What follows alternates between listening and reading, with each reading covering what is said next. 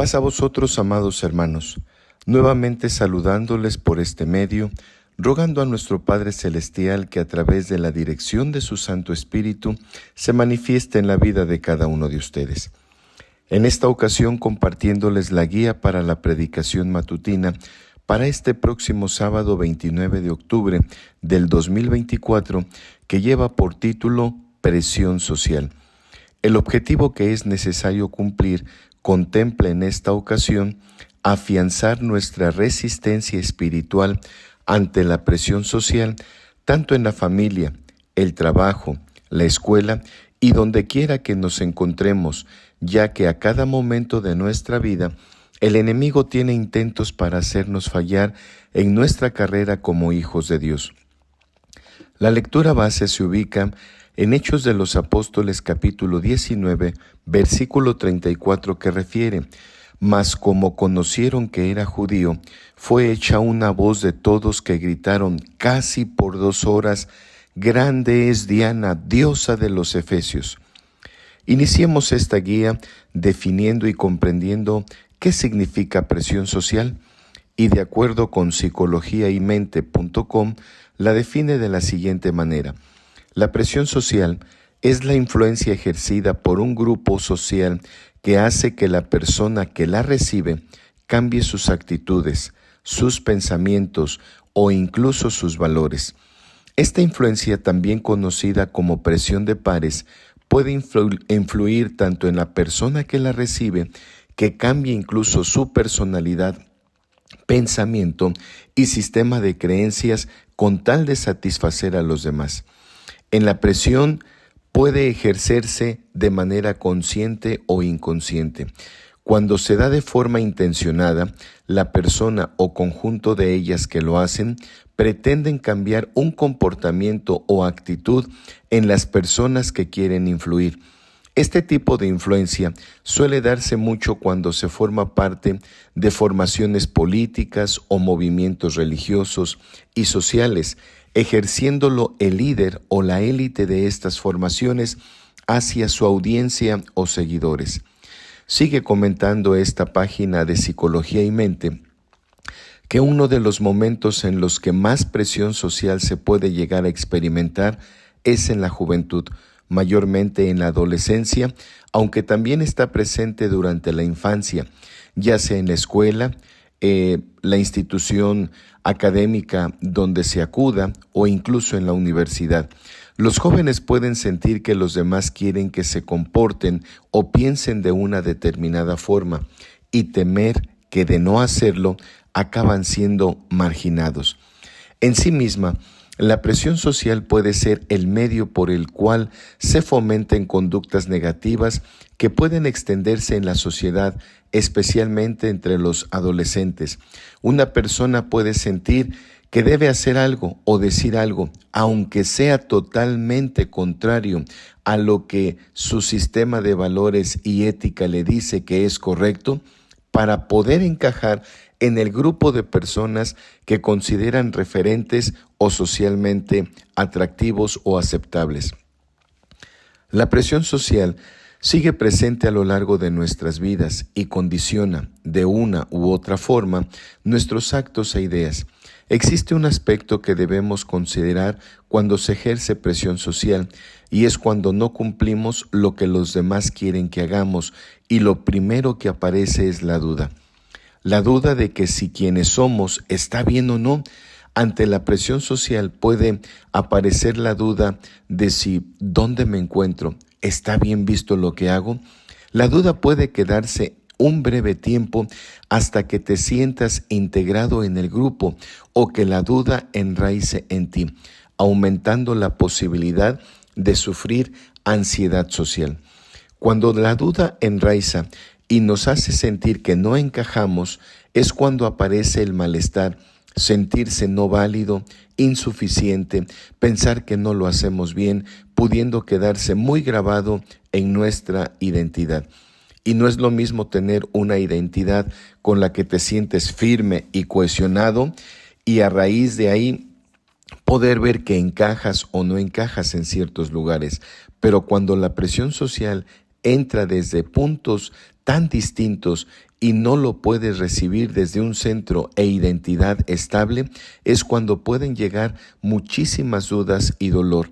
En ocasiones puede parecer que la identidad está solo en cosas concretas, pero está en todo, en todas las situaciones que vivimos. Bueno, hasta aquí dejaremos esta breve semblanza de lo que implica la presión social. Ahora, situémonos en el contexto de la lectura base de la presente guía, cuando en el capítulo 19 de Hechos de los Apóstoles nos refiere el tercer viaje misionero del apóstol Pablo llegando a Éfeso, que dicho sea de paso, Éfeso era una ciudad portuaria, o es una ciudad portuaria que se ubica en lo que actualmente conocemos como Turquía, a orillas del mar Egeo. En esa ciudad, por espacio de 3 meses disputaba, entiéndase esta palabra, como que les hablaba con convicción, persuadiéndoles, es decir, intentaba convencerles acerca del reino de Dios. Y esto lo hizo durante 2 años, de tal manera que todos los que habitaban Asia, judíos y griegos, oyeron la palabra del Señor Jesús. Tiempo después, hubo un alboroto no pequeño con motivo del camino, como lo señala el versículo 23, debido a que había un platero llamado Demetrio, el cual hacía templecillos de la diosa Diana. Para algunos historiadores, al referirse a Diana, es referirse también a Artemisa, y daba abundantes ganancias a los orfebres que los fabricaban. Y una vez reunido con quienes fabricaban también templecillos de Diana, los persuade para hacerles saber que Pablo, no solamente en Éfeso, sino también en toda la Asia, había apartado con bases sólidas que no son dioses los que son hechos con las manos. Y la preocupación era doble. Por un lado, dejar de hacer esos templecillos representaría una pérdida enorme, sino también el riesgo de desacreditar esa profesión de orfebres y por consiguiente se perdiera el respeto al templo de la gran diosa Diana, repercutiendo en cesar o disminuir, incluso desaparecer el culto que se rendía a esa deidad en toda la provincia de Asia y en el mundo entero. Esa era realmente la preocupación que se traducía en pérdidas económicas principalmente, y hacer notar que los ídolos no es adecuado honrarles ni adorarles. Lo anterior lo encontramos registrado en Hechos de los Apóstoles capítulo 19, versículo 23 al versículo 34. Es así cuando comprendemos y consideramos la presión social que se ejerció en ese momento en la vida del apóstol Pablo durante su tercer viaje misionero. En este contexto, para librar a Pablo de esa sedición en su contra, intervino el escribano, que hoy podemos traducir como el secretario de la ciudad de Éfeso, exhortándoles para que entraran en razón, y les hace ver que no había necesidad de un alboroto social, y aún les refiere que no hagan nada de manera temeraria, es decir, que no procedieran con precipitación y les condujera a cometer una locura. Era conveniente que pensaran bien las cosas, de tal forma que los convence y es despedida la concurrencia. Es necesario meditar en todo lo que se generó por predicar la verdad, por hacer válida la palabra de Dios, por anunciar el evangelio del cual estaba plenamente convencido el apóstol Pablo, e imaginar que por esa condición estuvieron a punto de encarcelar, atentar contra la integridad física del apóstol Pablo. Esa es la envergadura de la presión social que se ejerció en contra del apóstol en esa ciudad de Éfeso. Otro ejemplo de presión social es el referido en la historia de Daniel. Por todos es conocido el relato que se encuentra descrito en el libro de Daniel capítulo 6, del versículo 1 al versículo 16, donde nos narra la forma en que con estoicismo permanece fiel ante el decreto del rey Darío. Pero esta presión social sobre Daniel tiene el antecedente de que Darío tenía el propósito de constituir 120 gobernadores que estuviesen a cargo del reino, y sobre ellos nombrar a 3 presidentes, de los cuales Darío tenía contemplado nombrar a Daniel. A estos presidentes debían dar cuenta los gobernadores, y esto era debido a que Darío notaba que Daniel había y tenía mucha más abundancia de espíritu que los demás. Darío consideraba seriamente darle a Daniel autoridad sobre todo el reino, acción que los presidentes y gobernadores buscaban ocasión y motivo para desacreditar a Daniel delante del rey Darío. Por eso se pusieron de acuerdo y dijeron: como no tenemos nada de que acusar a Daniel, lo haremos solamente caer con algo que tenga que ver con lo que él profesa. De esta manera promulgaron una ley que establecía que cualquiera que haga una petición a cualquier deidad u hombre fuera del rey Darío durante 30 días, que sea arrojado al foso de los leones. Aspecto que vio con beneplácito y agrado el rey Darío, aprobando dicha ley. Si meditamos con detenimiento, esto era una presión social para Daniel, pero ello no iba a dejar de hacer lo que venía realizando de manera continua: orar delante de nuestro Padre Celestial. Y una vez que se hizo oficial el edicto, Daniel llegó a su casa y, abriendo las ventanas de su domicilio, se hincó de rodillas y oraba 3 veces al día delante de Dios, como lo solía realizar con anterioridad. Pensemos por un momento, y lejos de amilanarse por esa presión social en el reino de Media y de Persia, decidió permanecer fiel y firme. Esperemos proceder similarmente como Daniel ante una presión social ante la cual estuviésemos expuestos al peligro y a la afectación en nuestra integridad física.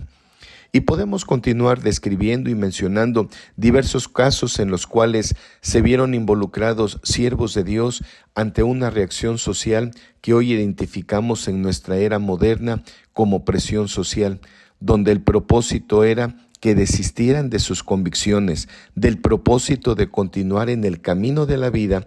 Y lo que es digno destacar para nosotros es que, no obstante el señalamiento público, estos varones que hemos mencionado como Pablo y Daniel no retrocedieron, proponiéndose mejor desafiar a la sociedad que declinar ante esa presión social ejercida sobre ellos y sobre su fe.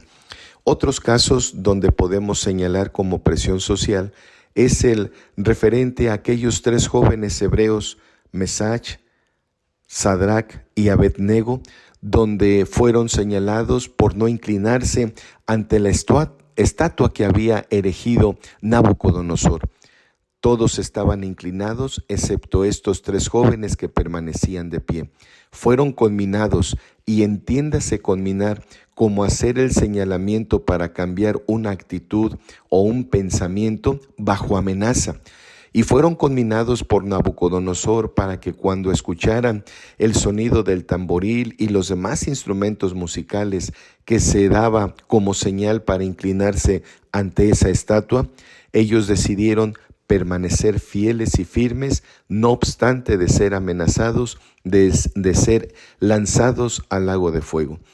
Otro ejemplo más de presión social lo tenemos cuando el profeta Elías, ante 450 profetas de Baal, siendo él el único profeta de Dios, permaneció fiel y firme ante una presión de aquellos varones que afirmaban que Baal era el verdadero Dios. Conocemos la historia de Elías y sabemos precisamente que Elías permaneció fiel, firme, y demostró que verdaderamente quien tiene la manifestación portentosa es Dios, nuestro Padre Celestial. Así que podemos mencionar otros ejemplos más de quienes permanecieron firmes ante presiones sociales. Ahora es conveniente meditar si usted o yo nos hemos visto envueltos en alguna presión social, y quiero mencionar algunos casos o situaciones en las que probablemente nos hemos visto expuestos o involucrados en el diario vivir, y voy a plantear lo siguiente. Un primer caso, Cuando en la escuela donde asisten nuestros hijos se presentan, por mencionar algunos ejemplos, el repartimiento de la rosca de Reyes, el festejo de cumpleaños en el salón de clases, las tardeadas, kermeses, elaborar un altar en la festividad de Día de Muertos, el intercambio de regalos el 14 de febrero, etcétera, etcétera, etcétera.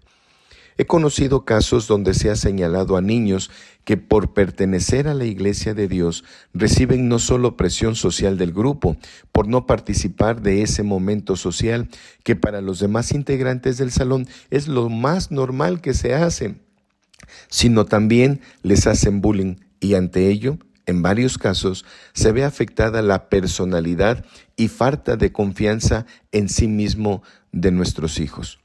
A partir de ahí, son objeto de burla y denostación constante. Si ese fuera el caso, debemos trabajar como padres en el reforzamiento de la autoestima y seguridad de nuestros hijos, recordándoles que la palabra de Dios establece en el libro del profeta Jeremías capítulo 15, versículo 19, que me menciona: por tanto así dijo Jehová, conviértanse ellos a ti y tú no te conviertas a ello.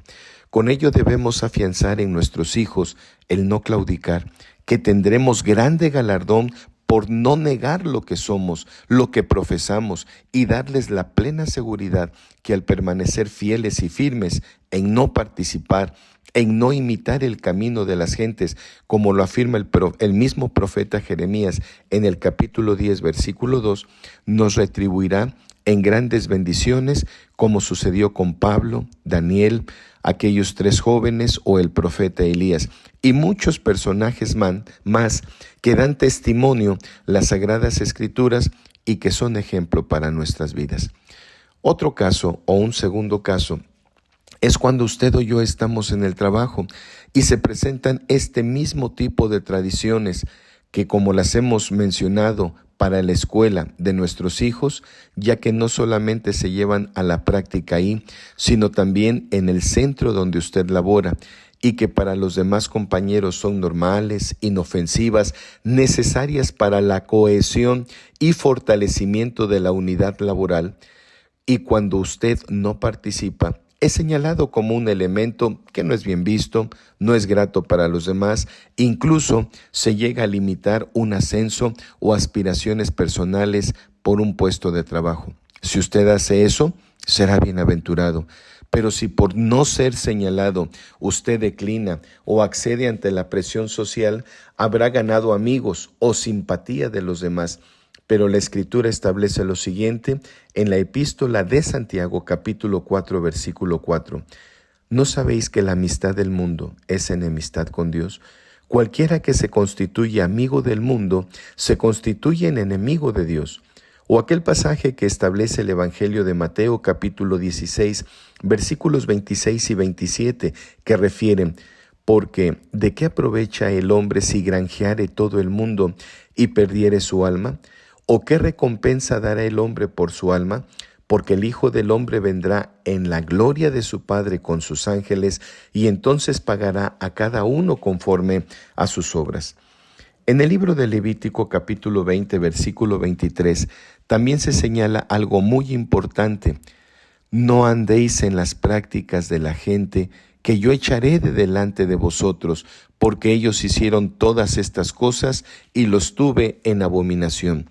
No provoquemos el celo o la ira de Dios, teniendo en mente lo que afirma la epístola a los Hebreos capítulo 10, versículo 3, que refiere: horrenda cosa es caer en las manos de Dios vivo.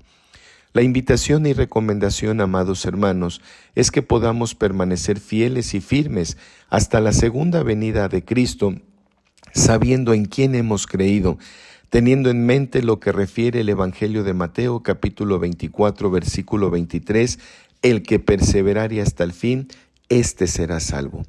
Amados hermanos, Dios bendiga a cada uno de ustedes y sea otorgada la sabiduría y entendimiento para esgrimir este tema ante la congregación en plena certidumbre de fe, que como ministerio llevamos a cabo lo que predicamos.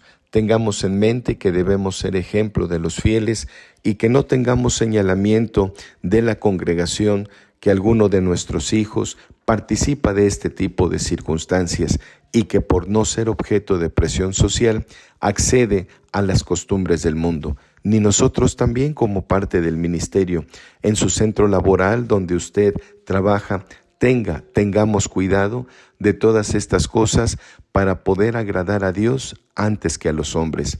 Paz a vosotros, amados hermanos.